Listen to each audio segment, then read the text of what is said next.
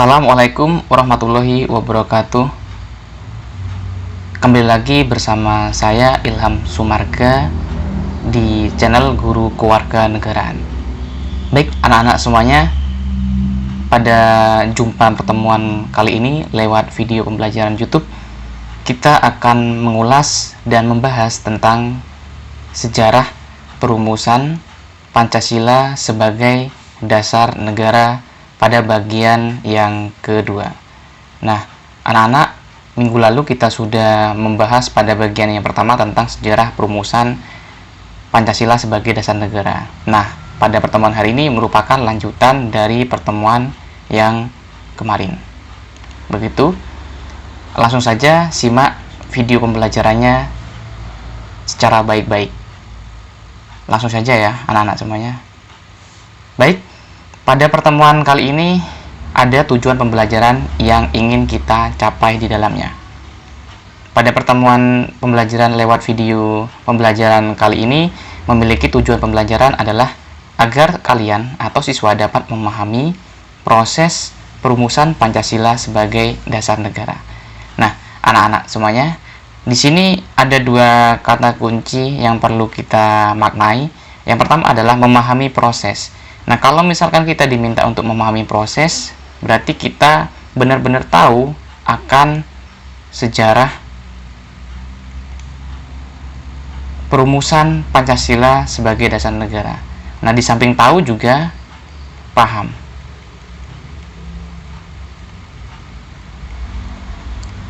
Itu ya.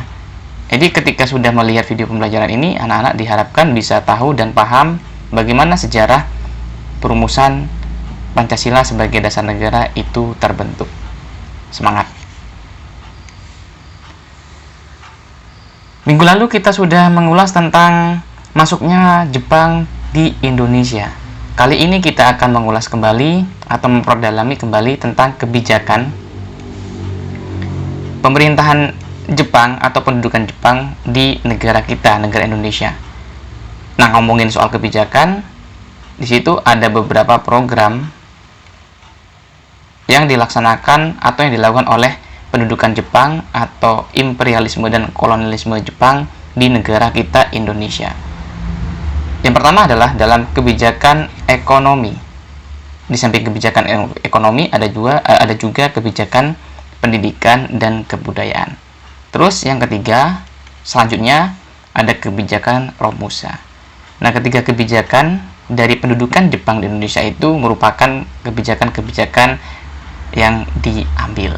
Yang pertama adalah kebijakan ekonomi. Jadi anak-anak semuanya, kebijakan Jepang di Indonesia dalam bidang ekonomi di sini meliputi yang pertama adalah Indonesia dijadikan sebagai sumber logistik. Nih ya anak-anak. Jadi pada pendudukan Jepang di Indonesia itu dijadikan sebagai sumber logistik. Karena kenapa? Karena mengingat Indonesia itu memiliki potensi. Nah, potensi dalam hal logistik untuk apa? Untuk keperluan Perang Dunia Kedua. Jadi di kisaran tahun 1942 sampai dengan 1945, Jepang itu menjajah Indonesia dengan keperluan sumber logistik. Salah satunya adalah apa? Salah satunya adalah keperluan adalah besi di situ. Besi digunakan oleh pemerintahan Jepang untuk keperluan alat perang atau alat tempur pada saat pemerintahan Jepang itu menang di Asia Timur Raya. Di samping kebijakan ekonomi yang pertama di sini, ada kebijakan ekonomi yang kedua.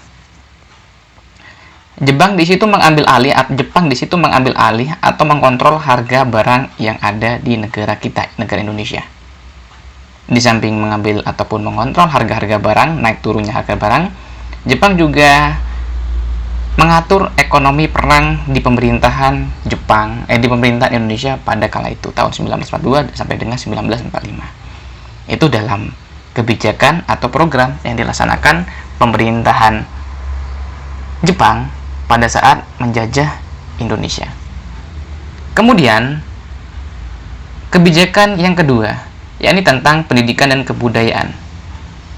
Kalau ngomongin soal pendidikan dan kebudayaan, pada masa pemerintahan Jepang terjadi pengurangan Kalau terjadi pengurangan jumlah sekolah, otomatis SDM pada saat pemerintahan Jepang itu jeblok atau sangat buruk.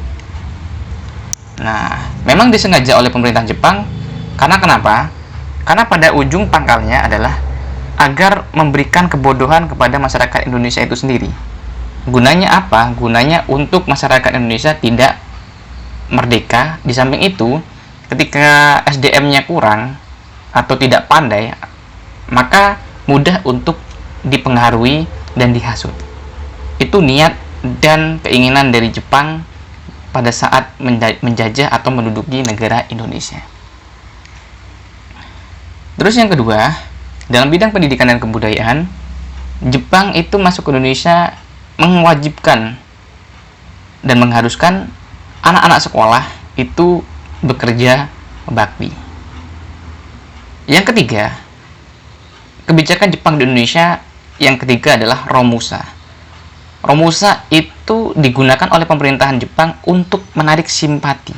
Jadi untuk menarik simpati masyarakat Indonesia, Jepang mengelabuinya dengan label atau nama, yaitu pahlawan pekerja atau pejuang ekonomi. Padahal apabila kita pahami sejarah kebangsaan kita, Romusa itu sebenarnya adalah kerja paksa. Yang mana kerja paksa itu merupakan dehumanisasi. Dehumanisasi masyarakat Indonesia. Karena kenapa? Karena yang kita kenal dengan pekerja paksa itu banyak sekali korban jiwa, baik itu laki-laki ataupun perempuan. Karena dipaksa benar-benar oleh pemerintah Jepang untuk mengeruk energinya dan sumber daya alamnya. Jadi selain SDM-nya juga sumber daya alamnya. Itu anak-anak semuanya tentang kebijakan Jepang di Indonesia. Oke? Sampai di sini dulu anak-anak. Minggu depan kita akan lanjutkan lagi tentang materi-materi berikutnya. Tetap pantau terus materi di channel YouTube ini, dan nanti tugasnya adalah silakan anak-anak semuanya rangkum dari materi tersebut. Cukup demikian dari Bapak yang bisa disampaikan. Bapak akhiri untuk kelasnya. Wassalamualaikum warahmatullahi wabarakatuh.